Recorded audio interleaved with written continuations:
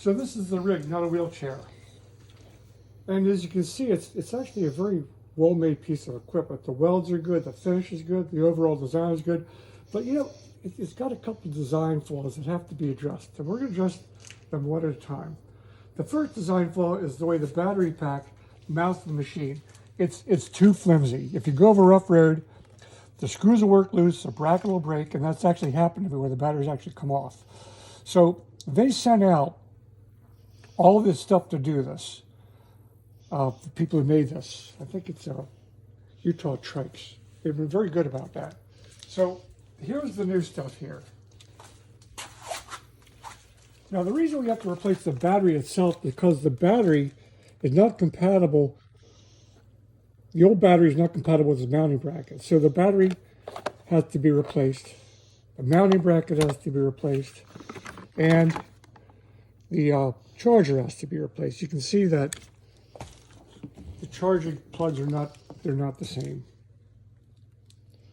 So all these things have to be replaced. So let me start off by, we're going to take off this battery pack. What you got to do is you got to unlock it here and slide it off. And that pin there, key, that pin there engages this. So it can't slide off by itself, but it actually can. This thing can walk back a little bit and disengage that pin, and the battery pack can fall off, which actually happened to us. So we're going to remove this whole piece here. Okay, so there's two 4mm Allen hex screws here and one 3mm. So we're going to disassemble these. We've got this. We've got this dismounted here. We unplugged it. We are going to discard these spacers because they're not going to be used. However, these two screws will be used. Put this over here. This smaller one, smaller thread, this again will not be used. And there's a third one that will be used that comes on the machine, and it is this one right here. This is the new mounting bracket. Completely different design. We got to make one small modification of it, and that is this screw, which is used, catches this, engages here, does not fit in the hole.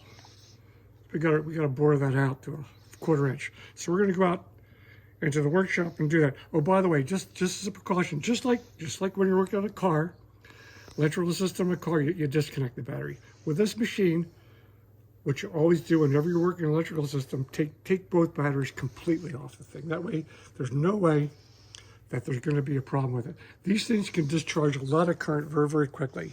And that's why you hear about these things starting fires sometimes. So disconnect, take this completely off the machine whenever you do any work on the electrical system of this bike here. We're going to go out to the workshop now. So here we are. This is the drill you want to use. It's a 1/4 inch bit. We're going to put it in the drill press. I would probably not recommend doing this with a hand drill because there's no real control over a hand drill.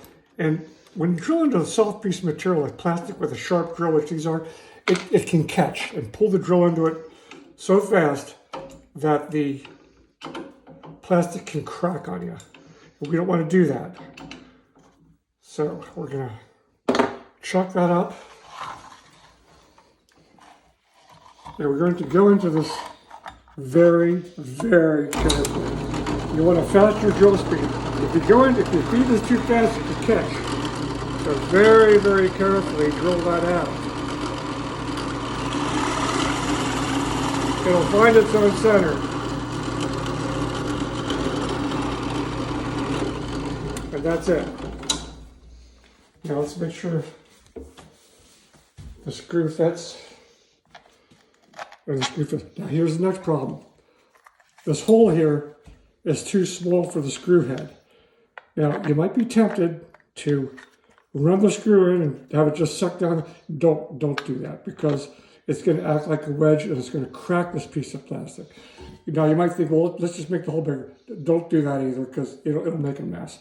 What we're going to do is we're going to just grind down a little bit of the head of the screw until it fits into that hole all the way to the bottom. Not just part way, but all the way to the bottom. So there's no chance of cracking this thing when you screw the screw in. So let's go ahead and do that. We're going to take the drill bit out. Take the quarter drill bit out. Chuck up the screw. It doesn't have to be tight. You don't even need the key to do it. Let a little bit hang out there. We're just going to file away here. Nice and careful. It'll be a nice neat job. Make it perfectly round. Until we know that that's going to fit in that hole. Okay, let's see if we've machined that down far enough. Ooh, that's hot. Let's see if we've machined that down far enough for that screw is going to fit all the way down in there. And it does. It's just right. It fits all the way to the bottom of that hole. It's not going to break anything when we go screwing that thing down.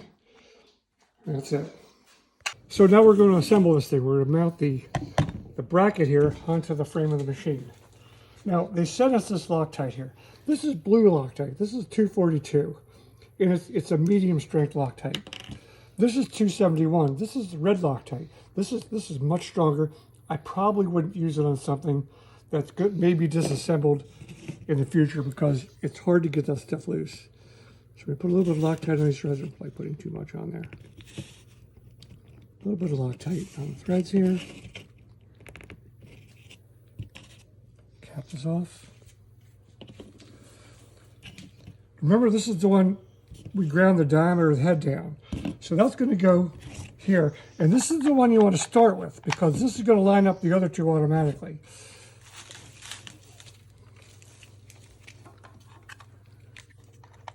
And again, you'll see that we've eliminated the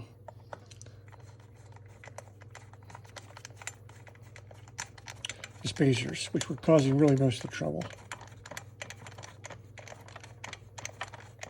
So I've got the 3 screws in. Now I'm going to torque them down. Don't go crazy torquing these things. With this handle, pretty much as tight as you can get it with this handle is probably going to be good enough for working loose. And then after the third one, back here I can't get to unless I put a ratchet on there. Again, especially this is cranking down plastic. Don't tighten this too much. Just a little bit. That's all I'm going to crank it down. I don't want to crack that plastic there. And you can see that here's the plug. It engages the male plug here, so it's going to go in. You just set it on there and slide it back, and voila. That's it. And you can see that this does not have the same play as the other one. However, we're going to do something with this that the other one doesn't have. I'll show you what I'm going to do. Just hang on 1 second. Now, for just extra insurance, I'm going to take one of these pretty heavy-duty wire ties. And I'm just going to wire tie this thing on here, just as a precaution that it doesn't come loose. Right about the middle will probably be good. I'm going to tighten this down as tight as I can get it. Now, if anything else fails, this is not going to. So that battery pack is not coming off again. The only time you want to take it off is, again, if you're doing any kind of electrical work on the machine. Now, you could also unplug it. Now, remember, when you plug these things in, you want to make sure that you don't reverse the polarity. And with these plugs, you really can't do that because they're keyed. You see how one of them is kind of an angle there and the other one's square? So you know that these plug in like that. You can't really reverse the polarity on these. You can't plug it in like that. Also, which one goes where, it doesn't matter. This could go on this side or this could go on this side. It makes no difference at all. So I'm going to be working on the other one. I don't want to take this off because I don't want to waste the wire tie. So I'm just going to leave this unplugged so this does not have any direct contact with the other battery terminal. The last thing you want to do is you want to lock this thing onto the machine so no one comes along and steals it. That's what I think they have a key here for, so no one swipes your battery pack. And the way it works, you put the key in, and it drives this pin out into that plastic mount. And I already have the key in the bottom. They're actually separate keys. But if you look over here, the key is in the bottom here. If you come over here, you can see the hole there. You can see when I turn it, the pin comes out and it's engaged there. So now it's mounted properly. This thing is pretty stout, And that's it.